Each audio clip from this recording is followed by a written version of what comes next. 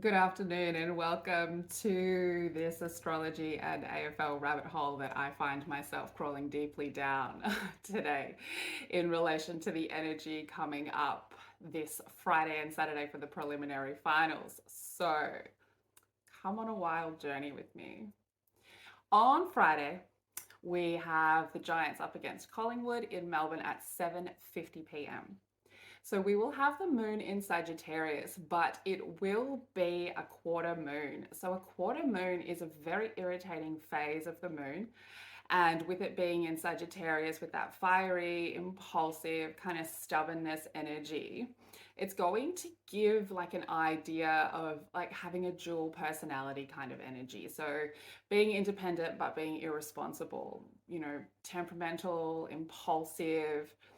There's Quarter moon gives this idea of like the experience of wanting personal satisfaction and being able to overcome obstacles, but it's difficult to achieve those things with a quarter moon, and when those things aren't achieved, we get this kind of defeatist attitude and this tendency towards escapism forms like the negative vibe of this Sagittarius quarter moon. So at 5:40 p.m., so before the game, the energy that we will be working with is the moon in Sagittarius making a quincunx aspect to Uranus in Taurus. Now, one of the interesting things I found in my rabbit hole is that the 22nd degree in astrology, so the moon will be meeting Uranus, they will both be at 22 degrees. So the 22nd degree is the kill or be killed degree, okay? And when it's related to a Sagittarius energy at 22 degrees, which is where the moon will be, it causes conceited personalities. When it is related to Taurus in the 22nd degree, it's a loss when the people involved in that Taurus energy, then they've not considered their weaknesses. So it's like not really looking at yourself honestly with where you might need support, okay? So the kill or be killed degree, which could not be more perfect for a preliminary final. So this is the energy of impulsiveness, of nervous behavioral problems, of emotional outbursts, of sudden mood changes, of stress, of nervous tension starting to build. And it's that energy that if we don't find a way to channel it, it is not constructive at all. And it gives us an urge for wanting liberation and change. And in the positive aspect, it can be quite exciting, but it does build a lot of tension and anxiety. And those two things together can form instability and uncertainty. So with this, it's rapid mood swing energy, it's emotional outburst energy. And all of those things combined make accidents a very high risk. And, relationships need adjusting because there's like a tense vibe to them, and there's a need to correct like a karmic imbalance in order to avoid like impulsive actions. So a very interesting transit to be happening just before the game starts, particularly with these two very high ego teams, okay? So when we look at how this energy will affect Collingwood and GWS, it's very interesting, okay? So the early morning energy on the Friday is actually quite positive energy. And it is a balance towards relationships and caring for your family dynamics. And that energy is more favorable to GWS because their dynamic and overall energy of the Leo archetype. It's that on the lighter side of like possessive but adoring energy to its pride of lions, right? To its family. So once that family has a bond, it, king of the jungle, right? Protects its family. And also the intuitive nature that GWS has because it has that high Leo and high Sagittarius energy, and they are quite intuitive together. It will be enhanced by this morning aspect of the moon trining Venus.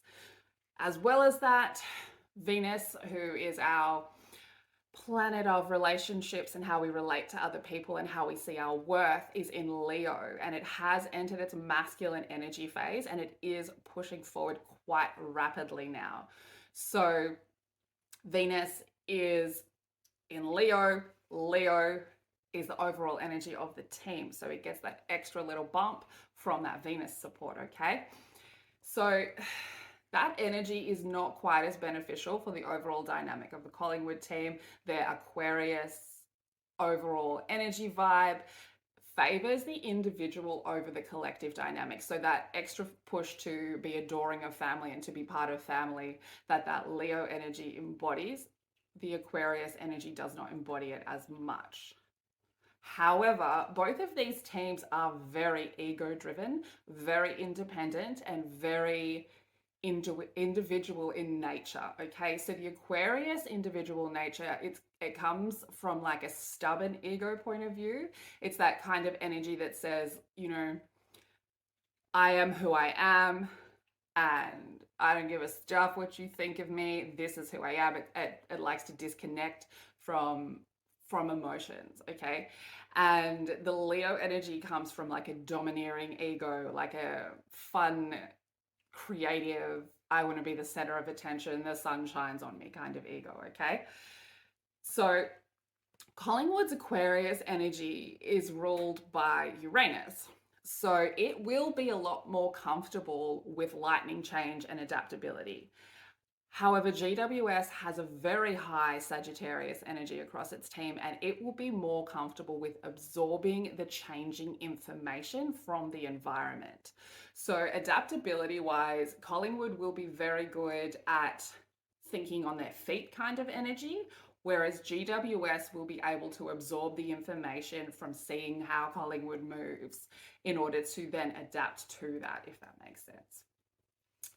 So this 5:40 p.m. quincunx energy is going to be the major effective energy, because if Collingwood are able to tap into that Uranus energy, Uranus being the ruler of Aquarius, and they can tap into it in a positive way, that adaptability will come in really handy with that show-off nature that Leo archetype tends to have. Okay, that like boastful energy that, you know, if you know any Leos, that they have. But the risk here is that the stubbornness of the overall vibe of the Collingwood energy, so with that extra kind of Capricorn energy in there, it can turn quite conceited if it's challenged, and if it gets frustrated with that boldness and that sassiness of the Leo energy, which we have seen GWS display a number of times. So Aquarius energy by nature like takes its pride a lot in disconnecting from its emotional nature. And so that can actually cause blockages in that intuitive sensing of the individual effect on the overall collective team vibe. And that will cause separation in that whole team dynamic, because as an Aquarius team, the individual needs to feel confident and accepted and valued for their own kind of eccentric nature that they bring to the team. And then each other's individual nature forms that team. So that understanding that they're all very different and that they all bring very different parts to the team needs to be upheld. So if it's not upheld, that's where the disconnect is going to start coming in, and that's where their intuition is going to start being blocked, and it'll make it very difficult for the rest of the team to pull them from the stubborn nature, because there isn't, in the Collingwood dynamic, there isn't a lot of balanced communication energy in there. So once it attaches to that nervous tension and that self-judgment of not having the perfection that it needs, it will fall into a defeatist attitude. And the other concern specifically with the Collingwood team is this long-running narrative of being cursed. So it's very interesting how the Collingwood dynamic astrologically does seem quite stubborn toward upholding these beliefs that it chooses to take on. So GWS will be at its best if it can keep its energy in that confident entertainer lion mode, okay? The ability of this team's dynamic to work intuitively is reliant on each member knowing their place, knowing what others expect of them, and feeling adored and valued for standing in that place. So if they let the energy of being challenged creep in, and resort to their kind of underhanded trickery that, we've seen GWS display as well, then they may lose some forward momentum. And with that Leo energy being quite prideful, quite egotistical, a fall from that, as you can imagine, can lead into some really negative self-talk, okay? And some really depreciating, like self-depreciating mindsets. So that would lead them to be more focused on their sassy behavior, on their projection of, being poked in their egos. And that's, it's going to overthrow potentially their focus on winning the game. So the heavy Saturn energy in the universe right now as well is another one to kind of think of here, because it is likely to bring that karmic smackdown. So like we saw with Carlton versus the Demons last week, when the Demons started using some dishonorable tactics, karmic smackdown. Or as we heard Pom and Terry talk about on Blue Abroad, like divine intervention, okay? So it will be important that the Sagittarius energies really try and keep that egoic behavior in check. Overall, I believe that the energy is with GWS, and I think they are being supported by Venus and Jupiter and the Sun, as well as the later in the evening aspect at 8:42 p.m. of a Libra Mars biquintile with Uranus in Taurus, which again offers a free and exhilarated energy through self-expression, through spontaneity, through humor and being uninhibited, which for a Leo energy is highly favorable. However, I do believe that it's going to be a clash of the ego and the desire to be the best player in the team. So Collingwood's Aquarius, Capricorn, Virgo nature is very stubborn and limiting, and it will need perfection to maintain its focus, while GWS's Leo Sagittarius energy will be able to stay a little more lighthearted and creative. So I think the energy is with GWS, so long as they can keep their egos in check.